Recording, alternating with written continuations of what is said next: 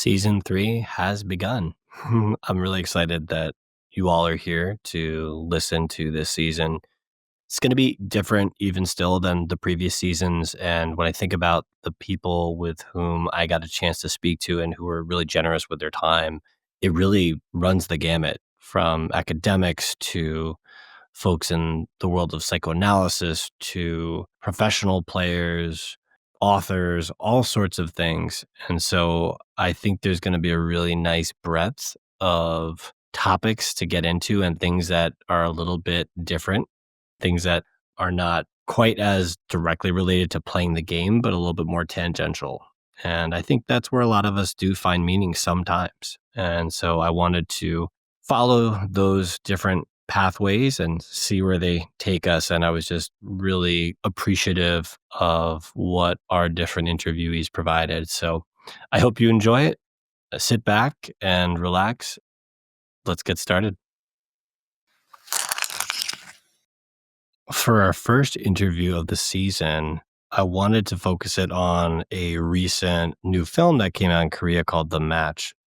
I got to watch it. I really enjoyed it. And as I was reading around online on Reddit, and I was seeing a lot of people give their feedback on what they thought of the movie and how it was, it kept bringing me back to this question of, okay, I could just talk about how I felt about the movie, which maybe you want to hear, maybe you don't.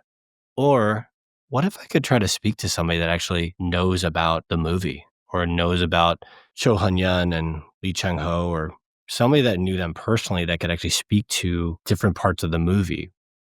Were they true? Did they really happen? Were they likely to have happened? Or were they exaggerations or embellishments that were for making the film more exciting and enticing? So I got very lucky. I was able to come in contact with Professor Nam Chi-young at the International Society of Ghost Studies, and she connected me with Mr. Ji-myeong Kim, who was a longtime broadcaster for Baduk TV and who actually knows Lee Chang-ho and Hun-hyun personally. And so he was nice enough to sit down and actually go through my questions on the movie, which was incredible. Albert Na was the translator. So unfortunately, you will not hear Mr. Kim's voice throughout the recording. You will hear just the translator. Unfortunately, when we did the recording, he was on his cell phone, but the connection was a little bit patchy. So unfortunately, the quality was a little bit lower, and there are some cuts in and out that make it harder at times to hear. However, I think we have edited it and made it to the level where you will be able to understand it. And so again, apologies, but I think you are in for a treat. So enjoy. Again, thank you both for your time, Albert and Mr. Kim. Let's start with the first question. So, Mr. Kim, can you please tell us your background in the world of Baduk? So he was a student trying to be a professional. For 3 years, he was at the academy trying to be a professional. Then after that, he ran a Baduk Academy himself for a while. Then around that time, or at the same time afterwards, he was a Baduk program caster for 26 years. So he appeared regularly in the TV programs here in Korea, Wow. Baduk TV. And so basically, entire his life was involved in Baduk. Amazing. Let's start talking about the film a little bit. Mr. Kim, how do you know the two key characters, Cho Hun-hyun and Lee Chang-ho, from the recently released Korean film, The Match?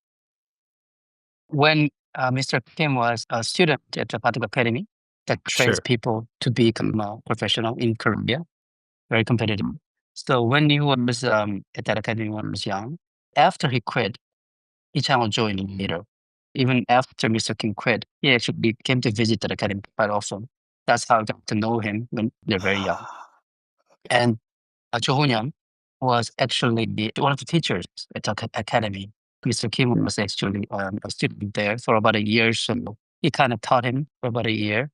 And Cho Hun-hyun was around in the late 20s at the time. And Mr. Kim's younger brother is a professional, Kim Won. And Lee Chang-ho and Kim Won is actually same year. They became the professional at the same year. only two No people way. that year. Yeah. Oh, So wow. his younger brother was each one was kind of same year. Very cool. So, in the film, overall, how accurately does the film depict the key events that happened between Cho and Lee? Okay. So basically, Lee Chang-ho, in reality, when he was young, he wasn't that talkative. He was quite a kid, actually.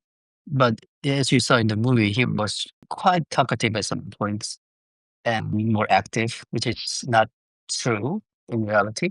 Mr. Kim understood, of course. It would have been very boring movie. I think it was effective from the movie's perspective that he was kind of, being a kid. Jo-hyun was more or less alike in the movie and the reality, except in the movie he was more emotional than Hmm, how Mr. Kim believed he actually is and was, but generally similar. I'm gonna ask you about, I guess, his relationships. thank you. So generally similar with reality, he believes, especially after Lee Chang-ho became the apprentice and how Jordan's wife took care of him, probably how he was actually, as Mm, the movie depicted. And nobody actually knew, right, exactly what went on inside the household and how Jordan taught Lee Chang-ho exactly. But Mr. Kim thinks probably unlike that, Jordan expressed emotion and sometimes anger when he thought Ichang was unlikely, given how Mr. Kim knew Mr. Cho. okay. Um, but who knows? And given the movie needs to be interesting. In the beginning of the film, Cho encounters Lee, and he's playing Baduk outside, and he says he will play another match with him if he solves a life and death problem, which Lee later solves and leads him to becoming Cho's student. How did Cho and Lee first meet? You said they were both at the academy. So if that was the first way they met, do you have any understanding about how they really started working together in real life? Yes, Chonan used to teach at the academy for about a year when I was younger, like 20 something. But actually, the time didn't overlap with each other.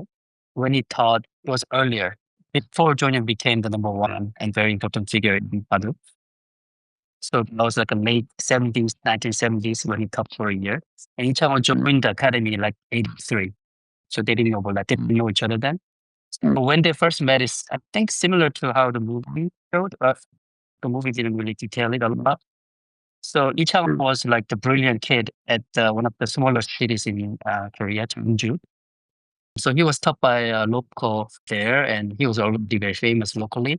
So the teacher at the time of Ichang invited Jonghyun because he was a senior to Jonghyun, so he knew. So introduced, can you come down and actually see and tell us how you feel about it?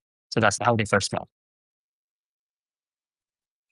Lee Chung-ho's character is portrayed in the film as quite arrogant and spoiled as a child.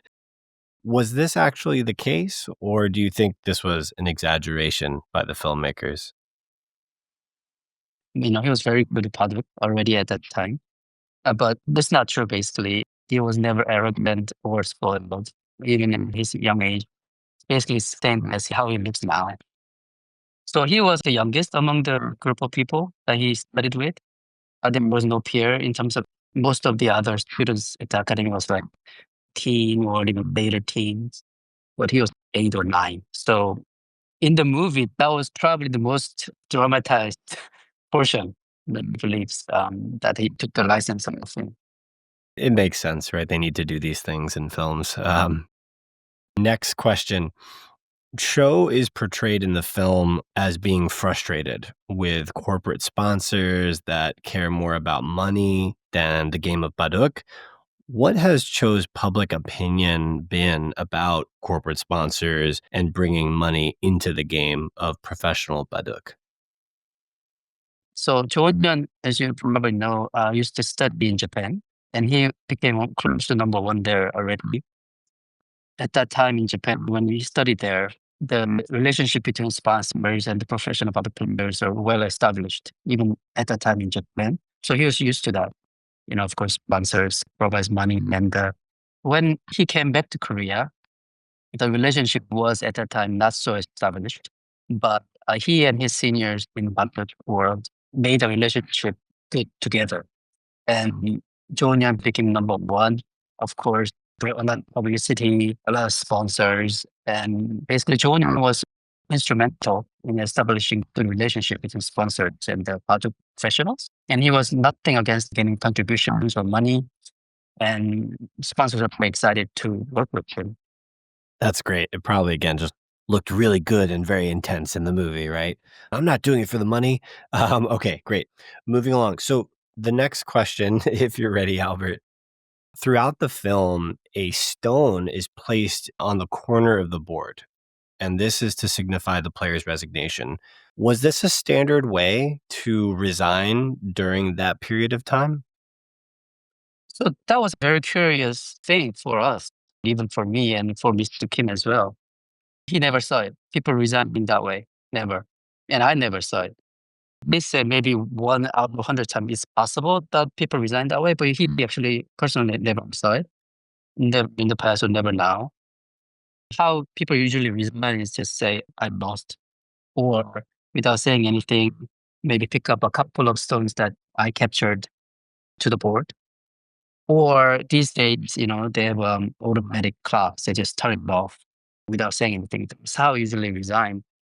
Or sometimes they actually start reviewing without saying. That's just understood as resigning, but never that way. I personally want to know why director chose it out. That's very interesting to hear both of your experiences. Is like, that's not, you don't see that. Mr. Kim tried to guess why director chose it that way.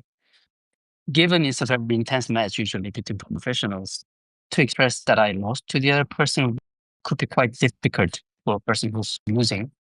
So actually saying I lost will be very difficult for anybody to do that.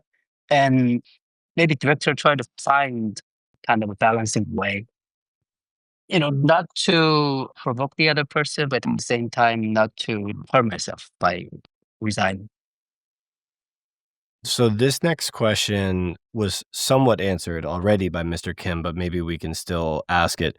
So my understanding, Mr. Kim, is that you are close with Cho's wife, and you did let us know that you don't know what happened behind closed doors, but your sense is that how they depicted the relationship between Lee and Cho's wife was possible, very much in a sort of like son to mother relationship.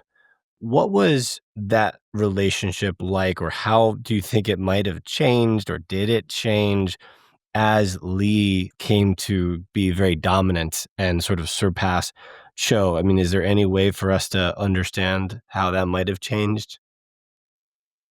The relationship between them was almost like son and mother. And the wife really took care of me almost like the son during the stay. It is true when Itaewon became more dominant, the relationship may have been a little bit uncomfortable as the movie trying to depict it pretty accurate. Mr. Kim actually heard from her directly. She's a very good cook, and Mr. Kim and she had a very regular contact. And Mr. Kim visited their household quite a few times. She liked to share like a lot of good Korean side dishes, which Mr. Kim was very happy to receive sometimes. And the relationship as understood between she and Lee Chang-ho is very good, has been good, even afterwards, and it still is so as far as he understands. That's great to hear that you guys have that connection through cooking and those things, and that relationship was probably pretty accurate. In the film, it was said, or it was shown, that Cho would bounce his leg or he would start humming like, during matches and during very big ones. Is this true? And was this considered inappropriate behavior during a professional match?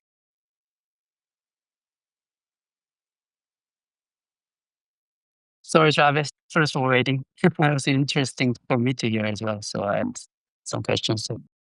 So basically, his actions are nowadays not very acceptable and not very appropriate, as you could imagine, especially humping part. But 40 years ago, when he first came to Korea and the movie showed, it was culturally more acceptable at that time. Even his seniors in Baduk world were doing that. Maybe not as dramatically as Jonghyun did, but they smoke all the time while playing the match and they hum and they did a lot of motions. It was okay at that time. The thing I didn't know about was one of the very famous humming or I guess talking to himself. That's Jonghyun's famous self when he was playing the match. One of the things that he said was, I'm lost. This is so bad. I sucked, these things. I thought he started it, but it wasn't so when I asked Mr. Kim. There was a Mr. Nam Cho. He was the kind of founder of modern Baduk in Korea. He was the first generation. He also studied in Japan. He was the earlier generation to Hun-hyun, but he was actually the inventor of this kind of thing. He got this from Japan as well. So he said the same thing. I lost. I sucked. And when people ask Mr. Namcho, why are you saying that? Like, you are actually winning this game. Why are you saying that? He said, well, I mean, the other guy lost, not me. The game is done for him, not me. I was talking about me anyway. So Jonan actually said similar things where he played the game. So when Jonan, Mr. Cho he studied in Japan and he played a lot of games there.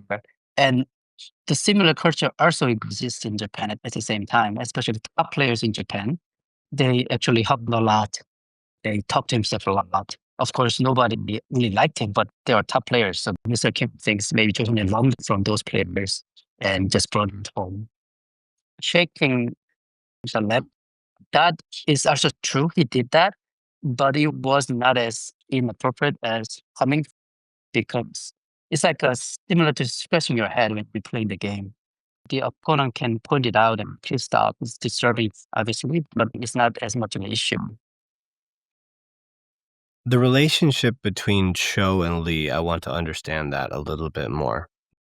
Did, to your understanding, Cho and Lee have a father-son relationship as it was sort of shown during their time as teacher and student?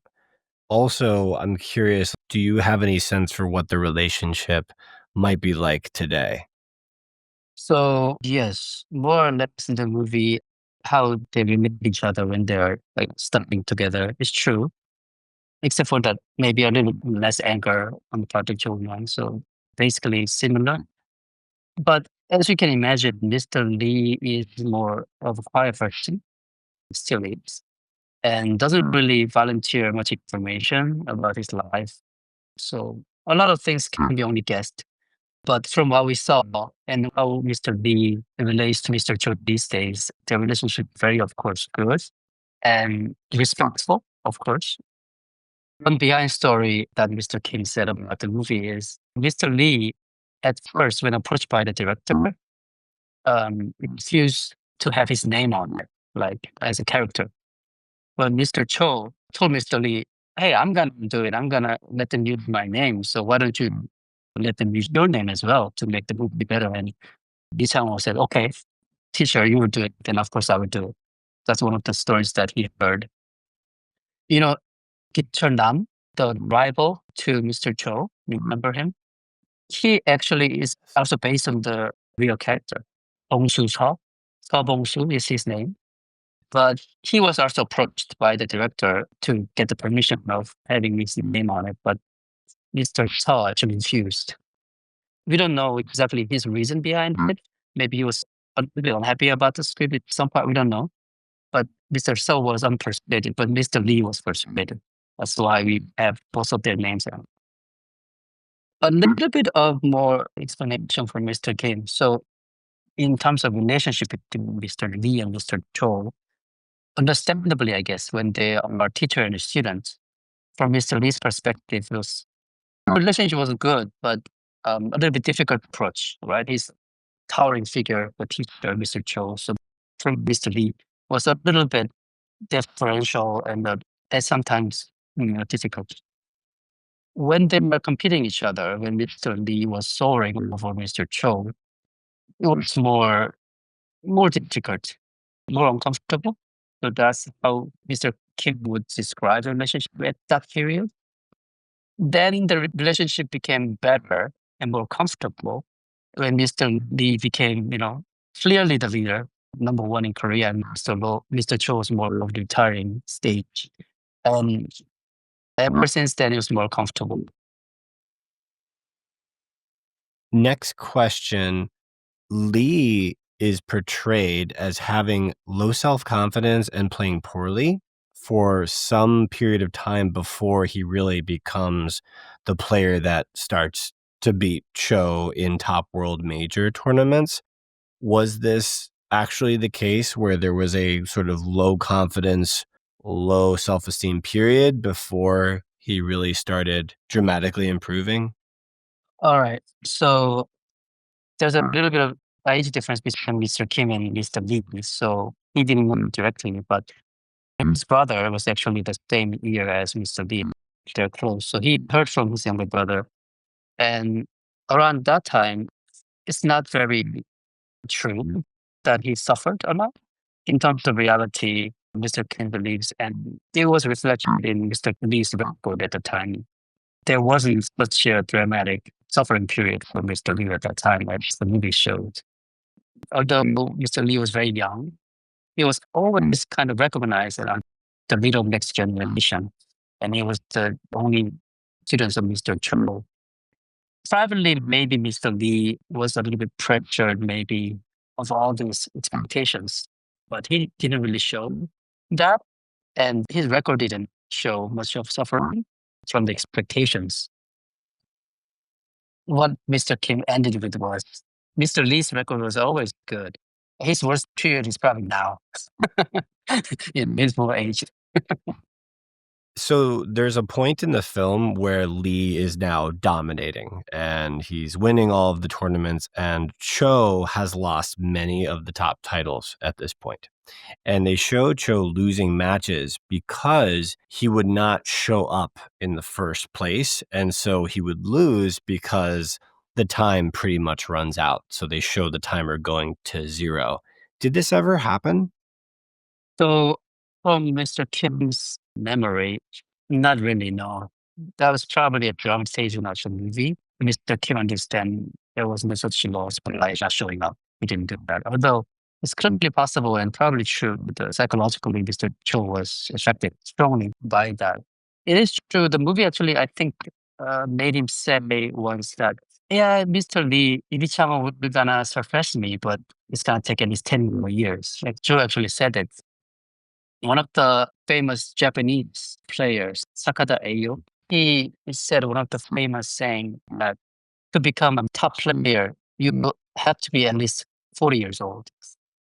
You know, you just don't understand the beauty of the game. But now Lee Chang shows up, he's like, 12, 13, and kicking the butt of Jo Hun-hyun's like prime of his career, like 30 something years old. It was unimaginable at that time.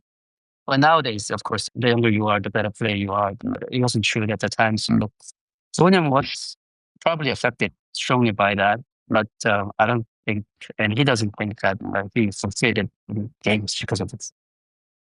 That's incredible. So it pretty much, it was unprecedented. I mean, you'd never seen anything like that where somebody was so masterful at such a young age, when the tradition had been you need to be at least 40 years of age or older to really have an understanding of the game. Wow, that's incredible. Perfect. Okay, so just a couple of wrap-up questions. What is your sense, Mr. Kim, for the critical reception for the film in Korea? How has it been received by the general population, by the Go community? And then finally, how do you think Cho and Lee feel about the film? Very interesting for me to hear too. First of all, Mr. Cho actually came to the opening, I guess, showing, but Mr. Lee didn't come. He probably watched the movie, but he's a quiet person, didn't like to be publicly shown much. And as far as the reception of the movie in Korea, it was profitable. The movie was made 2 or 3 years ago, actually. It was completed, but was not being able to show on the screen for those years. I don't know, for some reasons. And people suggested the director that, you should just go directly to streaming. Otherwise, you might not be able to show at all. But the director insisted and waited. and I think he paid off. The movie was successful. Okay, so quickly pulling out of the interview, I wanted to give a little response to this comment. It looks like there is a reason for the delay in releasing the film from the director. So when I look it up online, what I find is the following. It says that the release of the film was delayed for several years, primarily due to a high-profile drug scandal involving one of its lead actors, Yoo Ah-in. That is the character that plays Lee Chang-ho. Originally, the film was completed in 2021 and they were scheduled for a Netflix release in 2023, but the film's premiere was postponed after this actor was charged by the South Korean authorities for illegal drug use, including propofol and marijuana, back in October of 2023. And I guess the whole issue is that South Korea maintains a very strict zero tolerance policy on drug use. And so he had legal troubles, including a conviction and a prison sentence, supposedly. And this sparked a lot of controversy. And so the production team was sort of faced with this challenge. Like, do they remove that actor and find another one? But the director actually decided against re-editing it or recasting it. And so he thought that the fundamental importance of that actor's role in the film should stay. And so that whole decision, coupled with sort of ongoing legal issues for that actor and public scrutiny, led to them just keeping on hold.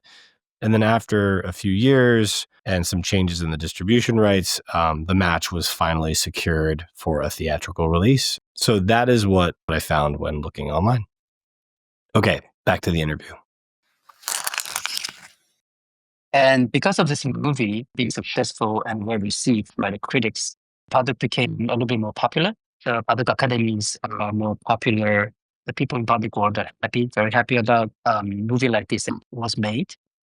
There were a couple of maybe other movies made around Baduk as one of the kind of how do I say, topics of the movie. But in those earlier movies, Baduk was used in a more of a negative way.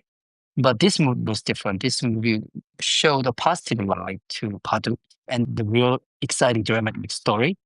So that's very helpful. And the people, professionals and amateurs in Baduk world alike, are very happy about it. I'd like to see more of this kind of movie come out. Although Mr. Kim understands that Baduk itself is a very difficult topic to make a movie out of. But this movie was somehow successful, and very happy to see that, and hopefully more movies come out like this. Maybe the last question I can leave you both with is, for Mr. Kim, were there any elements of the relationship between Cho and Lee, or any special circumstances that you think were not included in the film that you thought maybe, oh, it would be great if they included these things in the film? And Mr. Kim actually gave some thought about this question. He did say in the list of questions before, but Mr. Kim thinks that so Mr. Lee Chang-ho especially, it's a very private person in reality. So it's a little difficult to think of anything that could have added more. The movie itself has a lot of fantastic factors added already to make the movie and relationship between them more interesting. And Mr. Kim generally thinks that those decisions are very helpful. Albert, thank you so much for providing your time to translate this. And Mr. Kim, thank you so much. I really appreciate it. No problem. No problem. Thank you. All right. Take care. Bye-bye. Bye. Before we move on, again, I want to extend my gratitude to Professor Ji-myeong Nam at the International Society of Go Studies. She was incredibly generous and willing to make these connections to have that conversation. So thank you again. I do want to remind everybody that the International Society of Go Studies is out there. They're doing great work. Please take a look and Google them online. Professor Nam is also the Secretary General for the International Parago Federation. So for those who might be interested in that, please check that out as well.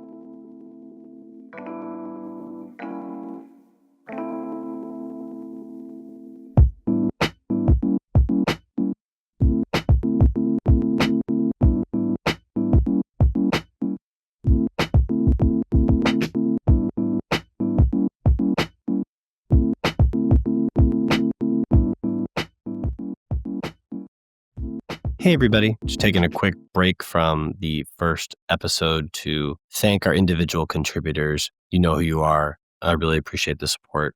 And also the sponsors of this episode, which is Baduk Pop, which is a great app for Go players of any level to practice Go problems, do interactive Go lessons, things like this. You can also play against other people all around the world, play against AI bots, and they have amassed quite an impressive set of Go problems. They have over 3.5 million user accounts. And if you want to download the app, you can go to your app store or you can go to badukpop.com. That is BADUKPOP.com. This episode is also sponsored by Smart Go One. You're a complete app for the game of Go. You can learn to play, you can practice against a computer, solve problems. I love their ability to read Go books, and you can get all sorts of things there. It's available in the App Store for iPhone, iPad, Mac, and the Go books are also available on EPUB format for other devices too. So check that out. The episode is also sponsored by AI Sensei. You can get your games analyzed with their advanced AI for free and take your Go to the next level. Just go to ai-sensei.com. The final sponsor of this episode is Go Magic, which is a modern way to study Go like never before with an online platform to learn the game of Go. You can find them at gomagic.org. Okay, back to the episode. Next up, we're going to shift gears and talk to Gazza White, who we've had on the show and has been really helpful with talking through things that are happening in the pro world to discuss the LG Cup final that happened early in 2025 this year. He's going to just take us through it because it was a very interesting situation. He does a really nice job of giving us a very clean summary of what transpired and then some of the things that happened afterwards. So take a listen.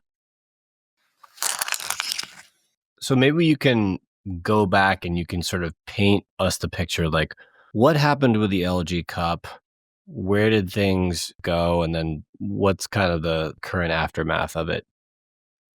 Well, to start at the beginning, the LG Cup is an international tournament. It's considered a world major. It's one of the most prestigious tournaments in professional Go.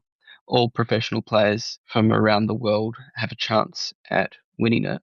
And all those professionals participate in qualifying, but in the end, only 24 can compete in the final tournament. That tournament takes place over several months with long breaks in between, but in the end, two players reach the final where they'll play a best of three.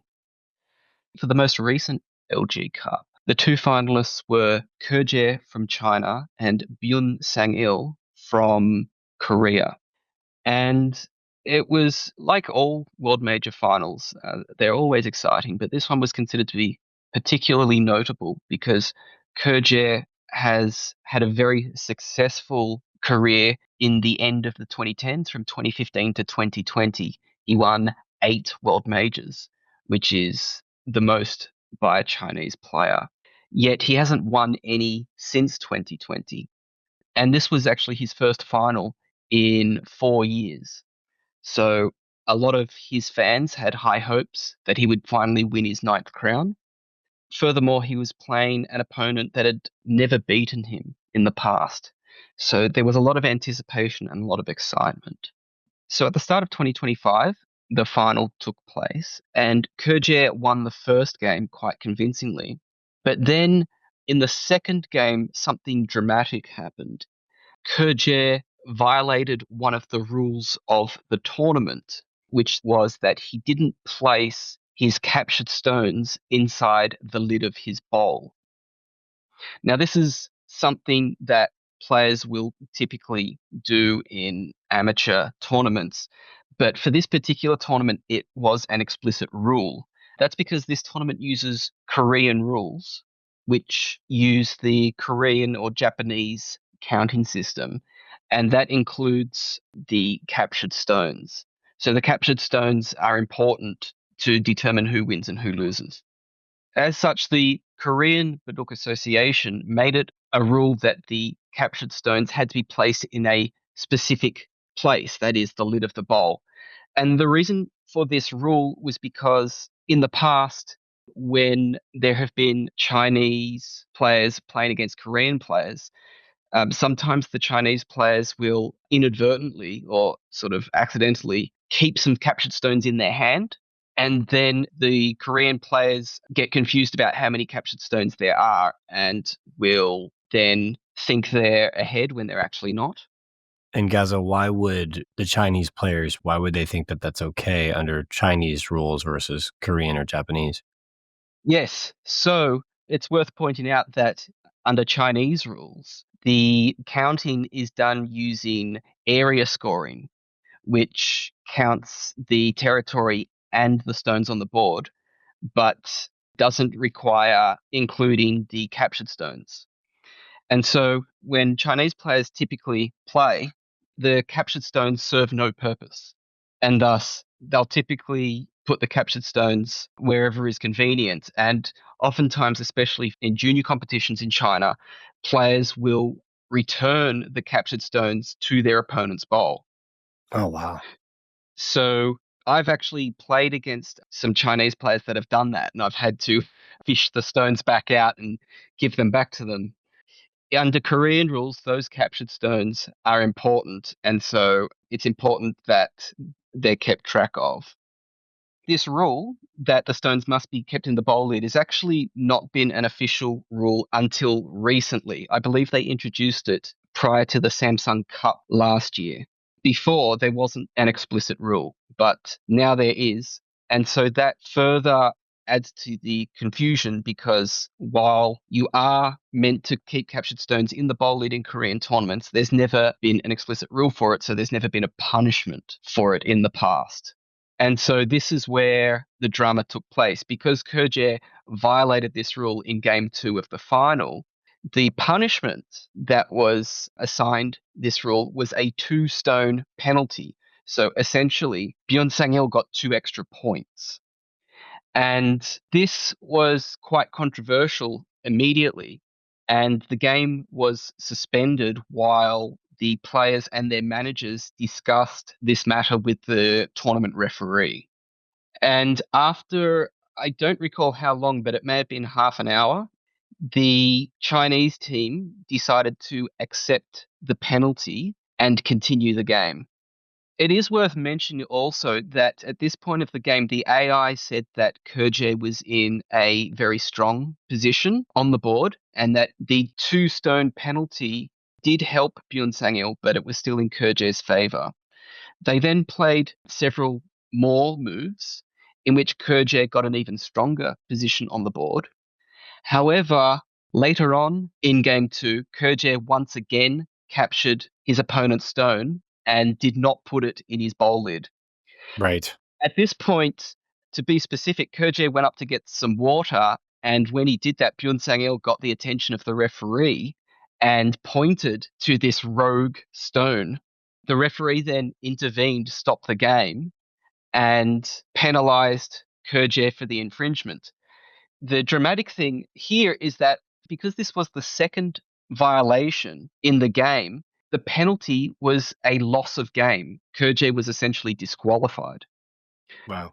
Yeah, it's a typical rule in the Korean rules where any violation that warrants a 2-stone penalty, if there is a second such violation in the game, then the player loses automatically. This was obviously quite dramatic because this is a final of a world major. It's an extremely important game, and Kerje was given a game loss simply for not putting the stone in the bowl lid. It should also be pointed out that Kerje put the stone in a visible area, so the essence of the rule or the spirit of the rule, in that it prevented players from hiding captured stones, wasn't violated. However, the letter of the rule was violated, and that was the reason for the penalties. And Gaza, can you speak to the level of strictness that you generally see when you look across Chinese professional games versus Japanese or Korean? Is there a particular country that is more stringent on rules, or is it difficult to say? I've watched many professional games via streams, not live. However, I will say I haven't had the opportunity to watch too many Chinese domestic games because they're not available on YouTube. But Japanese games and Korean games are regularly available. And I have noticed that the Korean Association tends to be particularly strict in their application of the rules. Some instances that I've seen that if you capture a group but you don't collect all of the stones before pressing the clock, you are assigned a game loss. And I've seen occasions where a player will capture maybe a 10-stone group. They'll pick up 9 stones before they hurriedly press their clock. But because they didn't pick up that 10th stone, they lose the game. Wow. I've seen cases where a player has disturbed the board, considered to have disturbed the board too much when hurriedly making a move and pressing the clock. In amateur games, a player, if they disturb the board after pressing the clock, they'll just fix Move it it back. immediately. Right. But in Korean professional games, you get a game loss. I've seen a case where a player, I believe it was Choi Chol-han, a very famous and experienced player, has hurriedly put his stone down, but he put it too far away from the intersection. And then he had to push it to the intersection, but because he placed it too far away, it was assigned a game loss. Is it true that in Japanese professional games or in Japanese culture, they will often place the stone down on the board, but then slide it into the intersection if it's in a part of the board where there's already a lot of stones down? But that, based on what you're telling me in the Korean system, when you put that piece down, it has to land almost right on the intersection? You're spot on. In Korea, you can't slide the stone when you put it down. You have to put it down on the intersection. And indeed, in Japan, especially in the title games, they will slide their stone along the board. A Yama very often does that, especially at the beginning of games. But in Korea, you are not permitted to do that. If you slide the stone, I could be wrong, but I believe that's now a 2-point penalty. And can you give us context? I would imagine these top level professional games are decided by half a point, 1 point, 2 points. So is there a way to think about a 2-point penalty in these sorts of games? It's a huge deal, correct? Oh, it certainly can be. For instance, if you consider that Korean games are played with 6.5 komi, a 2-point penalty means if you're black, you're giving white 8.5 points komi, Well, which you yeah. simply wouldn't want to do at the start of a game. So to give a player 8.5 points komi without, just outside of the moves of the game is it's a big deal. That's crazy. Okay, so we were talking about the second game, the second time that Koja put a stone down on the board. He goes away to grab some water. Byun Sung-il sees this, points to it, and calls the referee over. And then there was a whole bunch of arguing, I believe, from Koja's side, and rightfully so. Any comments on that? Yes. I should point out that this is only the second game, and Kerje won the first game. So even if he forfeits this game, there's still a game 3.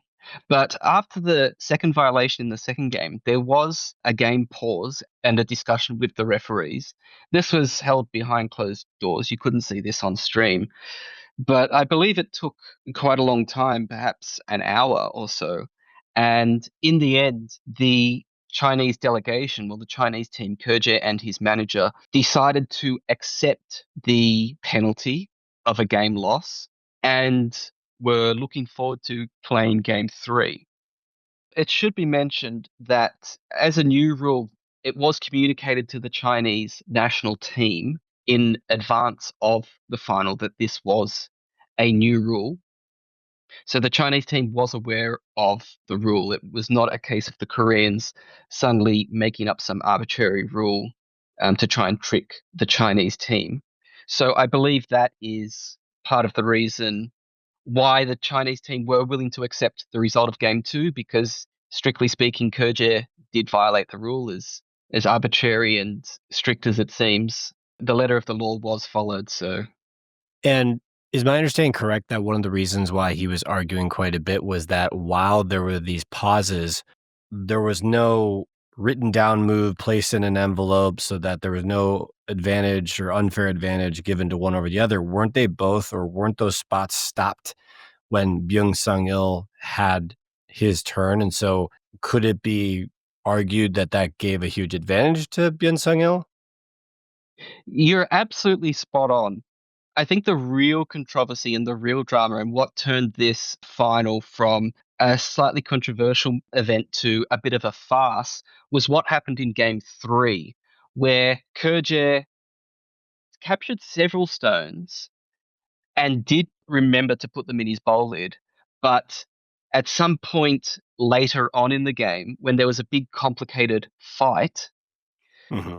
Kerje again was a bit forgetful and made 2 captures, one after the other, that he didn't put in the bowl lid.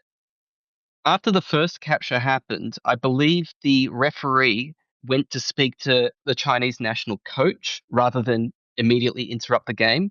But then once the second capture happened, the referee paused the game once again.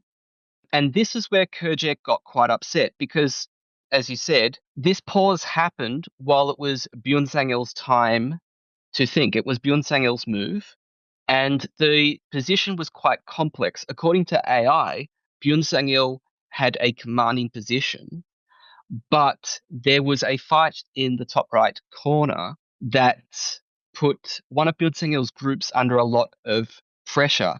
And so it really was a pivotal moment in the game where Byun-Sang-il had to find the right continuation to save his group.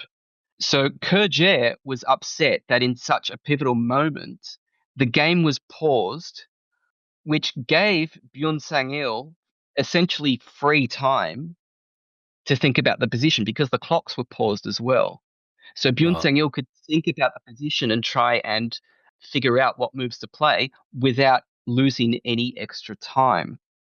So Kerje immediately got upset about the game being paused in such a way.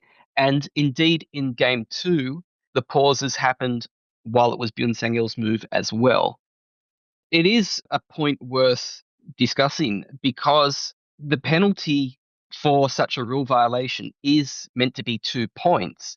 But if it's paused on the opponent's time, then the opponent gets the extra benefit of not just the 2 points, but extra time to think about the position. And this is essentially what the Chinese team disagreed with in game 3. And they disagreed with it and said that when such a violation occurs and the game is paused, the person whose turn it is should be required to declare their move to the referee. And then when the game is unpaused, the referee plays the declared move and restarts the game. So that way, neither player gets extra time to think about the position. But that's not what happened. And Kerje subsequently refused to continue game 3. Wow. Fireworks. I remember seeing some of the responses from the Korean Baduk Association, the Chinese Association. Was there any mention around the Korean Association or the referees saying, "Oh, we're sorry, we didn't follow our protocol on that step," or anything? There was a lot of discussion from the Korean and the Chinese side, and some of it was translated. Sure. I've seen a lot of discussion from fans online, and I do recall the initial discussion from Korean officials was defending their application of the rules, and essentially they didn't get into any discussion as to whether the rules were valid or too strict or, just, but really just defending the referees and their application of the rules and stressing the importance of having such a rule. The Chinese side, well, from what I could see, they were criticizing essentially the size of the punishment, like essentially the severity of the rule, and the way in which the rule was enforced, with the games always being paused on Byun Sang-il's turn, Hmm. and also complaining that these rule enforcements and the game pauses made it very difficult for the players to concentrate. The Chinese team also officially said that they did not accept the result of Game 3, which is quite notable because they did say that they accepted the result of Game 2. Wow. So this all happens, and then I remember, just from a Western English speaking perspective, social media kind of exploded. I've never seen so many messages on one event in the relatively small English speaking world of Go. There were a million messages. I don't know if it was the same for what you saw. And there was also a lot of, how I would say, a lot of anger. I mean, a lot of anger. And it seemed to be directed, at least from where I was seeing, a lot of it was directed at Korea and the Korean player. Do you have any reactions to what you saw? The volume of opinions and reactions from English speaking fans was greater than I think I've ever seen since, well, at least since the AlphaGo matches with the professionals. I don't think I've ever seen so much activity on a Go event. From what I saw, the majority of it was extremely passionate, and a lot of it was not very pleasant towards the Korean association. There were many people that were accusing Byun Sang-el of trying to get Kerje disqualified in Game 2 by getting the referee's attention. There were people that were accusing the Korean association of being opportunistic in their application of the rules. Basically, they were accusing them of looking for ways to get the Korean player the victory. The most extreme were essentially accusing Korea of cheating. Hmm. I've also had discussions with some people who are very close to the Korean professional scene. And even for those people, the common opinion, the common feeling is that the penalty was too much. Having a 2 points penalty for the first violation and then a game loss for the second violation is over the top, from what I heard. And indeed, the Korean Baduk Association did have a meeting perhaps a month after the final, and they did change the penalty to be, I believe, 2 points for every violation. So the first violation is still 2 points, but every subsequent violation in that game will also be 2 points. There won't be a game loss. And aren't there other major tournaments? Is it the In Cup where there are time penalties, or is this across most of the majors? The In Cup is quite a unique tournament in that they do have a time penalty, but it's not really a rule violation. They have maybe 2 hours and 40 minutes of time to play your game. And then if you use up 2 hours and 40 minutes, you can spend 2 points to get an extra 20 minutes. Got it. So the way you're saying it, it's really built into the rules as opposed to a rule violation. Yes.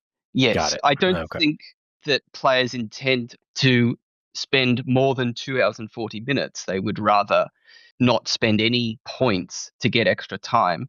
Sometimes it simply happens, and players can use it strategically if it benefits them at that point in the Mhm. game. For instance, if they see that they're winning by a comfortable amount of points and they want to spend a little bit extra time to make sure that all of their groups are safe and everything like that, then it may be advantageous.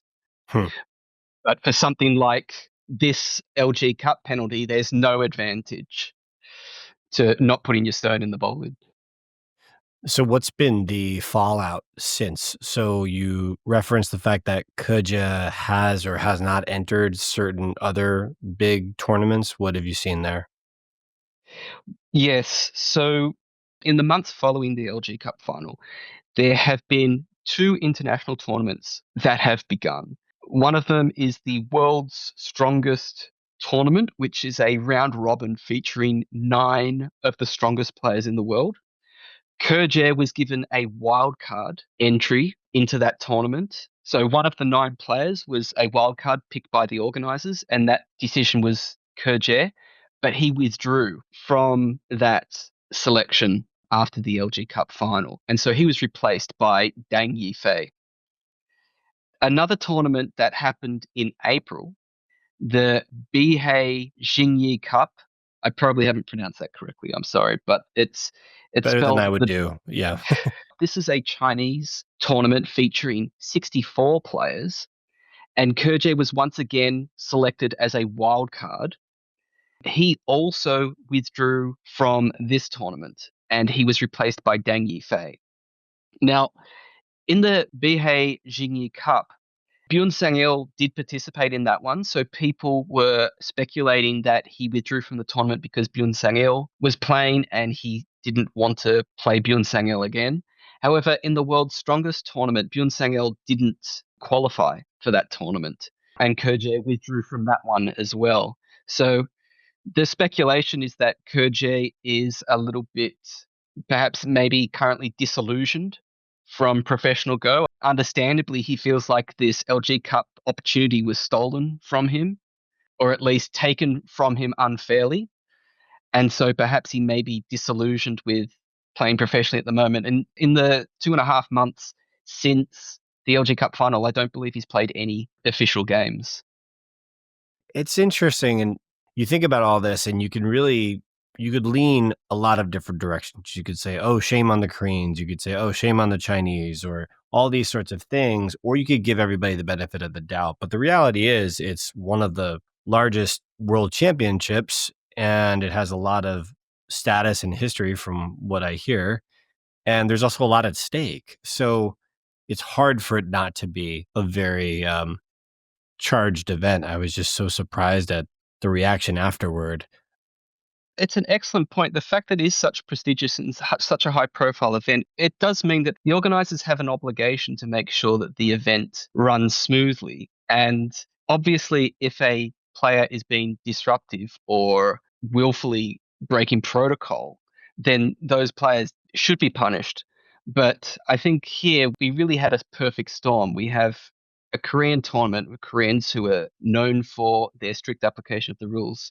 You have Kerje, who is a bit of a maverick, I would say. Like, he forges his own path. He does his own thing, both on the board and off. And not really someone who's known to keep the status quo, stay in line, that sort of thing. Also, Byun Sang-il, who I don't really know much about him. I don't know anything about him personally, but he seems like the kind of person who's just who seems to be easily intimidated, not on the board per se, but certainly someone who doesn't break rules, someone who keeps in line. Yeah, I think all of that combined to lead to what was a bit of a farce, bit of a disappointing way to end a tournament.